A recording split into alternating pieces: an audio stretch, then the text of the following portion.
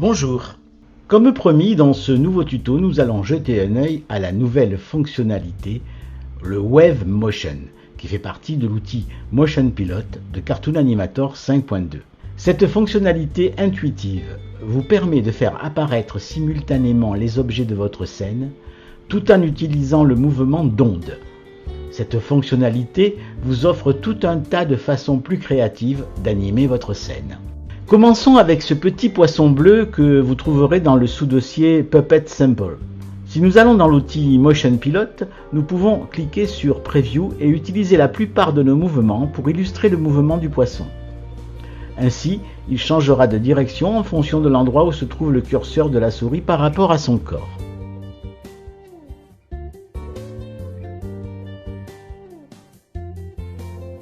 Dans le panneau Motion Pilot, vous trouverez une section de mouvements de vagues. Ces derniers sont similaires aux mouvements de transformation régulière, mais s'étendent en vous permettant d'attribuer des mouvements automatiques. Mouvements de type onde, en plus des mouvements de transformation. Appliquons un modèle du sous-dossier Wave pour tester l'effet. Vous verrez que ce modèle nous donne une plage de -60 à +60 pour l'amplitude sur l'axe Y de l'objet. En preview, vous pouvez voir qu'il bouclera ensuite les mouvements de haut en bas le long de l'axe Y sans avoir besoin de déplacer la souris. Si vous la déplacez, le poisson suivra tout en conservant ce motif de vague.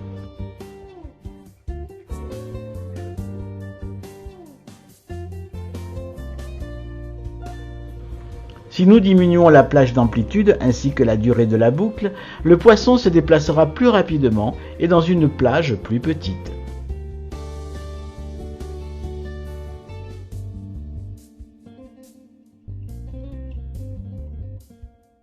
Si j'applique ce modèle de vitesse de déplacement, un mouvement de la souris sera nécessaire avant que le mouvement de vague ne soit initié. Car vous pouvez le voir, il active automatiquement la boîte de mouvement de la souris. C'est seulement lorsque je déplacerai la souris que le mouvement de la vague commencera. Désélectionner cette case nous ramène à ce que nous avions avant que le paramètre d'interpolation ne détermine le modèle de mouvement dans lequel vous vous trouvez.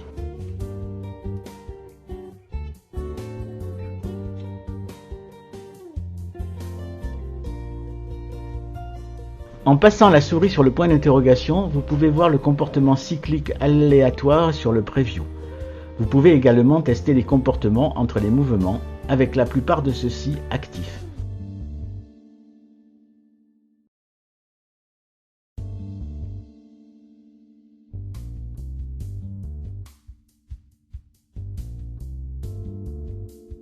Maintenant que nous avons les bases, regardons un scénario pratique dans lequel les bagages de ce véhicule ont une structure osseuse avec des effets de ressort permettant à ceux-ci de rebondir.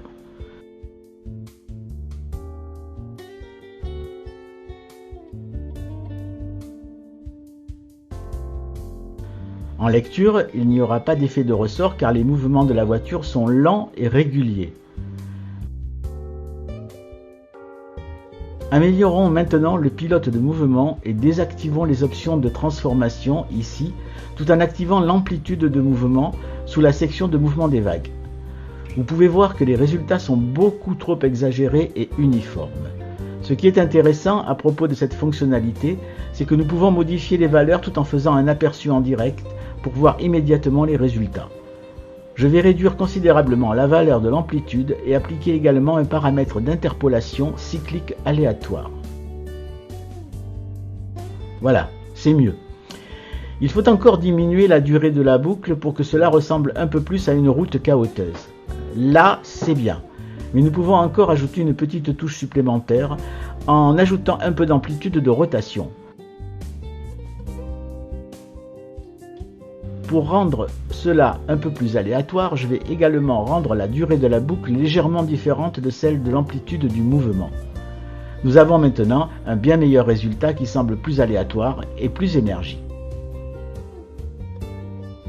Pour développer cette idée de rotation, voici comment vous pouvez facilement appliquer les mêmes valeurs à plusieurs objets. Regardons ici un scénario différent avec quelques projecteurs dans une ville de type science-fiction. En Composer Mode, vous pouvez voir que les projecteurs ne sont que de simples accessoires triangulaires.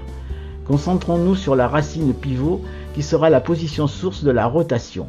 Utilisez CTRL A pour afficher l'axe de pivotement et utilisez Edit Pose pour positionner la source de lumière en plein milieu.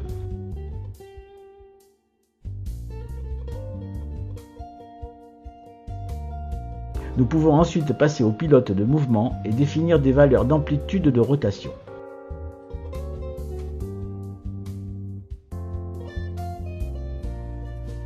Pour une rotation douce plus adaptée à un projecteur, vous souhaiterez peut-être augmenter la durée de la boucle.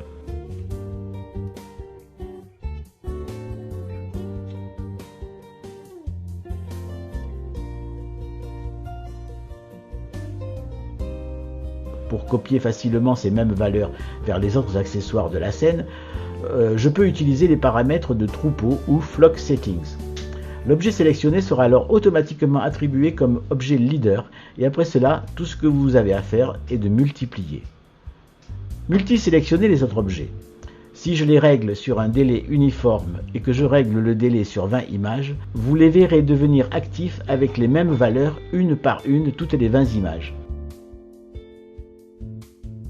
Maintenant que nous avons vu des exemples de mouvement et de rotation, regardons l'échelle avec un ensemble d'accessoires de haut-parleurs. Si je sélectionne toutes les différentes parties de ces accessoires, je peux définir la plage d'amplitude de l'échelle avec un réglage d'interpolation du twin et une fréquence de 32 images secondes.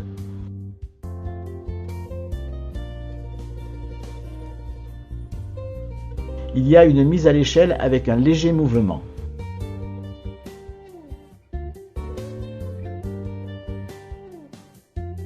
Désactivons la case mauve pour tester un pré-réglage cyclique aléatoire. Cela n'est pas top. Je vais donc revenir à un modèle de bruit plus chaotique avec plus de fréquences cette fois.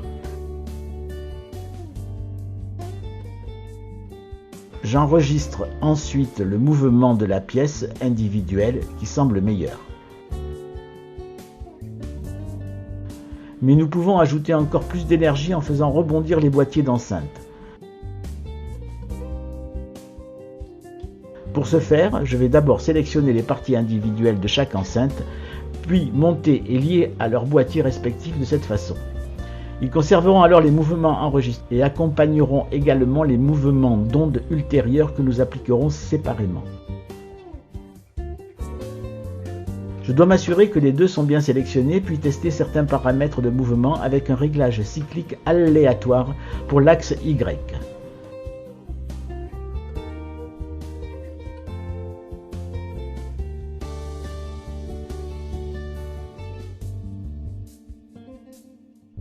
Ce n'est pas encore ça, comme vous pouvez le voir, mais on peut continuer.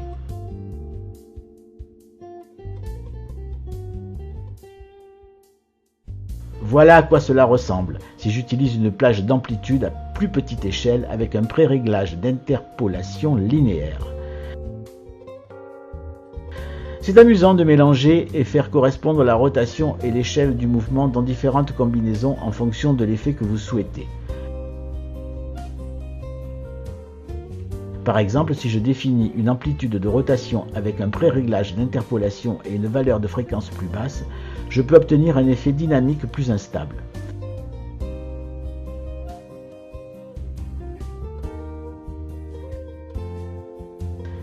Comme vous pouvez le constater, la palette de mouvements est un moyen super amusant et intuitif d'animer rapidement sans avoir à s'embourber dans les détails.